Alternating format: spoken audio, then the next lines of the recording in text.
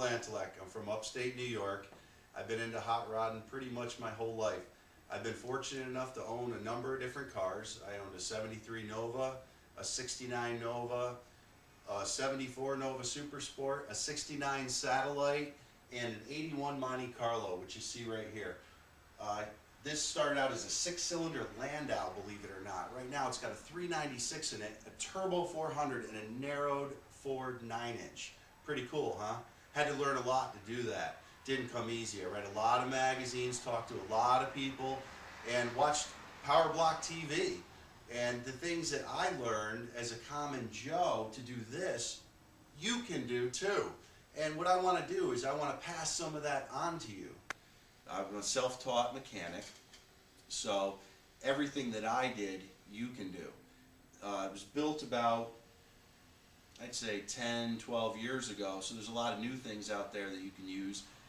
eBay, internet, and it makes it a lot easier. There's a lot of systems on a car, and from the surface they all seem really complicated. Engines, transmissions, brakes, body work, welding, fabrication. There's a lot to them, but once you start picking it apart and breaking it down into simpler terms, they're not that difficult. They're really not. And the nice thing about it is once you learn these different things, you can apply them to almost anything on 4 wheels, maybe even 2. Now, I've had things like a drag car and a lowrider and some muscle cars, and there's a 4x4 right here. It applies to that too. It even applies to this piece of junk Honda sitting right here. Now, I know there's a lot of you guys out there that are into tuners that probably aren't happy I said that, but what I'm going to do on this Honda is replace the exhaust. It needs an exhaust. It's not as nice as a drag car, but the things I'm going to do apply to drag cars and muscle cars and 4x4s, and let's do it. Alright, here's the situation. We got this old Honda right here. The exhaust fell off it. You could go to a muffler shop, sure, get an exhaust for probably $300–400. You could buy an aftermarket exhaust. That would be a real good way to go. I'm kind of cheap and it's my winter beater, so I'm not going to go that route. What I'm going to do is fix the exhaust that fell off it. Basic hand tools to do it. Pneumatic, cut off wheel, a couple of unions. You got like $3 into the job. And a chop saw. This is pretty fancy. You can get away with a hacksaw. I did that before this chop saw was around. And basic safety items, leather gloves, safety glasses, and long pants. So now we're going to cut the pipe. Alright, we got the pipe here. It's in the chop saw. I got the basic safety essentials. Don't go without them. Let's make a cut.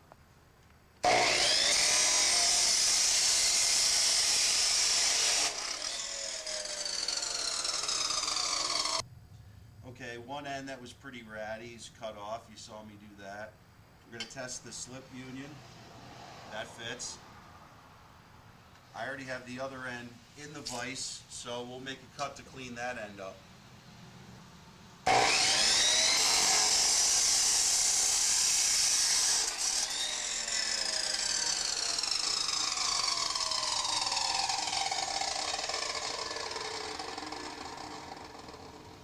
Okay, even the best laid plans have a few glitches. This union right here I got a little bit big, so what I'm going to do is I'm going to take a slice down the side of it, and that's going to take out some of the material so I can close it up and use it on smaller pipe size.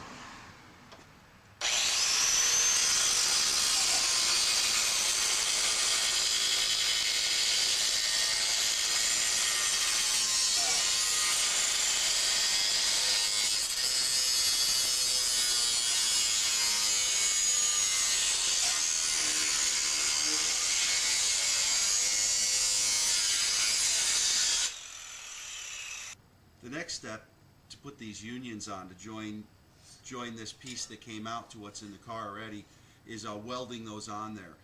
And to do that, you're going to have to remove this galvanizing, otherwise the weld's going to be contaminated. So I like to take that off with just a sanding disc.